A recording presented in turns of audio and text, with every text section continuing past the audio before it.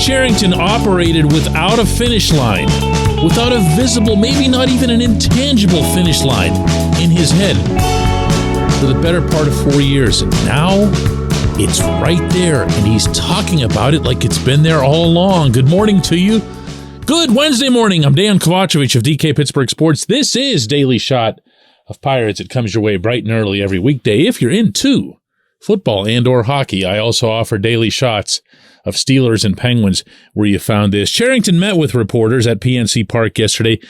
Nothing fancy, no announcement, just a chance to get together once the long season is over and talk about stuff. Just get it all out. And plus, if there are individual interview requests, and there were, you have a chance to get them all out of the way in one sitting.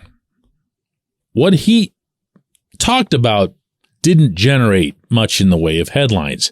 Why? Because he'd already done that a couple weeks earlier with his declaration that 2024 is a year in which gasp management is going to take the season seriously. And now it was more a matter of little individual cleanup things. They're going to be talking to Andrew McCutchen soon. Yes, he'd like to go add starting pitching, blah, blah, blah. This struck me more than anything. Certainly not satisfied. We have more improvement we need to make, I would say across the board. There's no particular area. We need to keep getting better. And as the work shifts from in-season to off-season, the focus of that getting better shifts a little bit too. And starts with me and doing my job really well this off-season to find ways to make the roster better, continue to put us in a position to be stronger going into spring training, and our focus will be the same. Continued improvement, take another step. I believe if I do my job well and we all do our jobs well, including the players, this offseason we can do that. Progress made, not satisfied. That's the GM taking ownership. I like that. I have not heard much of this from him before.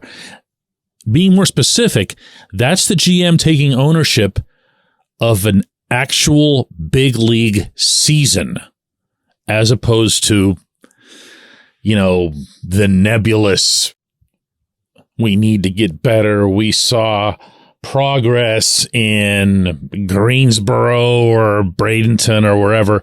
This was what the actual job is supposed to principally entail, which is success or failure in Pittsburgh, Pennsylvania.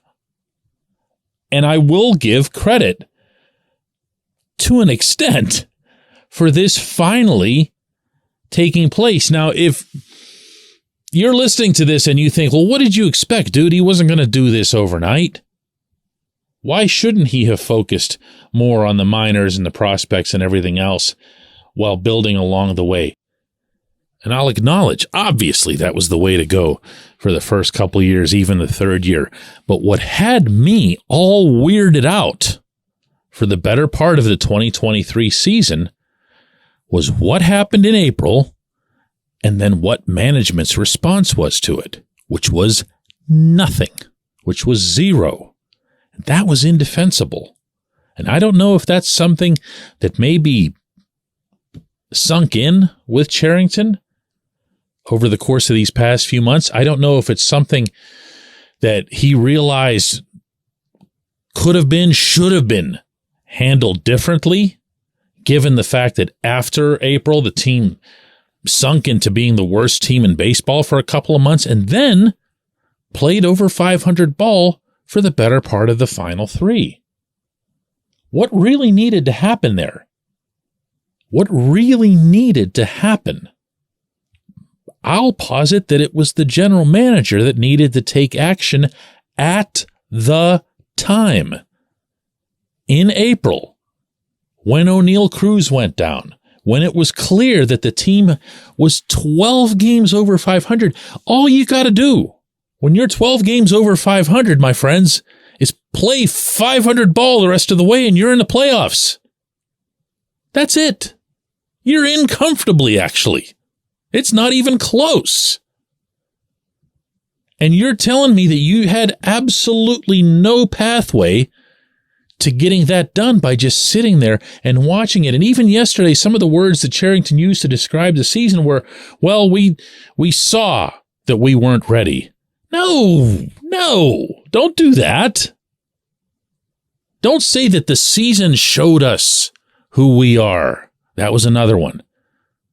No, you were showing that. You made no effort to replace Cruz's offense. And I understand you can't replace Cruz, but you can make an attempt to replace his offense. When you started losing all these pitchers to Tommy John surgeries, the Vinny Velasquez and so forth, JT Brubaker, Mike Burrows, I'm probably forgetting half of them at this point with all the Tommy Johns that happened. Where were the reinforcements? Osvaldo Bido? That had to take place. That had to take place, and it didn't. Why? Because it wasn't in the script. It wasn't the way everyone had expected or projected or data analyzed in advance. And that's no good. That's no good. That's indefensible, inexcusable. A third time, just for a hat trick. Indefensible, inexcusable. You let a calendar year elapse in which two teams in the National League made the playoffs with 84 wins. Now, does that mean the Pirates were going to win the World Series if they sneaked into the playoffs with 84 wins? No, but they would have been in the playoffs, and a lot of good would come from that. A lot of good. There would have been more faith from top to bottom in the organization in what's happening. There would have been more momentum. There would have been more conviction in the instruction that's being doled out. There would have been more money. There would have been a lot more money. Nothing. It just didn't register until maybe well after the fact. Maybe that's what we're hearing right now. Maybe. When we come back, J1Q. This portion of Daily Shot of Pirates is brought to you by our friends at North Shore Tavern. That's directly across Federal Street from PNC Park. It's home of Steak on a Stone, an eating experience, underscoring the word experience. The steak is brought to you partially cooked on an 800-degree stone, and you do the rest. It's a ton of fun, it's a great meal, and it's a baseball atmosphere like no other in Pittsburgh. North Shore Tavern, right across Federal Street from PNC Park. Your front door, your car, your bike, your computer, your gun. Safety is a habit. Every day you lock and secure your home and everything you want to keep safe. Gun safety and responsible storage are no different and the best way to help prevent accidents, misuse, and theft. If you have a firearm, own it, respect it, and secure it. Visit ProjectChildSafe.org. Brought to you by the National Shooting Sports Foundation and the Bureau of Justice Assistance.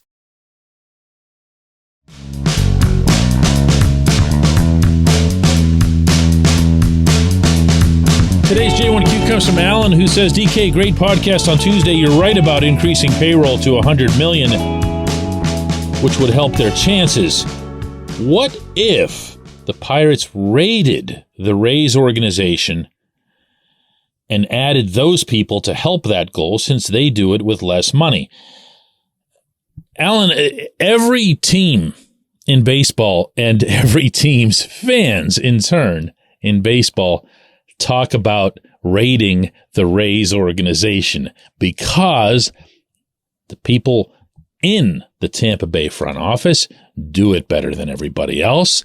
They've got a model that's better than everyone else's, but they also acquire and develop talent better than everyone else.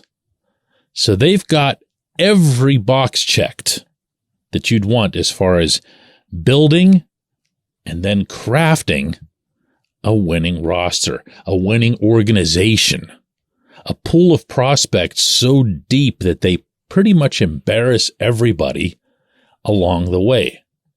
Why can't you just go in there and get their guys? You should hear what the fans in New York say about this, because they see the Yankees and Mets as having this limitless pool of money. Just go and outbid them. I don't have that answer. I don't know what the Rays do to keep their people. I'm sure they pay them very well.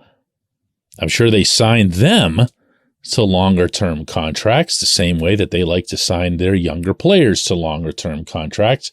Lock them up and make sure they don't go anywhere. But I'll bet everybody's got a price in some capacity.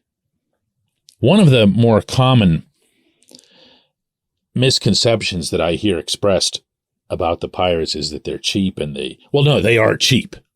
Let me rephrase that. Is that they're cheap specifically when it comes to the hiring of instructors, the hiring of scouts and evaluators. And they're not. They're not. They're a little bit cheap, but they're not egregiously cheap, and they're not cheap to the extent where you would look at Oscar Marin and Andy Haynes and say, oh yeah, they just signed those guys because they cost nothing. And they're keeping those guys because they cost nothing. To me, for all the legit criticisms that there are to levy against Bob Nutting, the one that really doesn't stick is that this guy paid $17 million cumulatively, $17 million to make Frank Coonelly, Neil Huntington, Kyle Stark, and Clint Hurdle go away. That's a lot of money to go away. And by comparison, putting up another year on a Marine contract or a Haynes contract, no, that's not a factor in this at all. Also, another thing to remember is that almost every coach, not necessarily the pitching coaches and hitting coaches, but the rest of them, almost all of them operate on one-year contracts. It is a tough life, my friends, that those guys lead. They hold their breath every September, wondering where they're going to be or if they're even going to be employed the following season. But raiding the Rays, yeah, good luck. No one's cracked that code yet.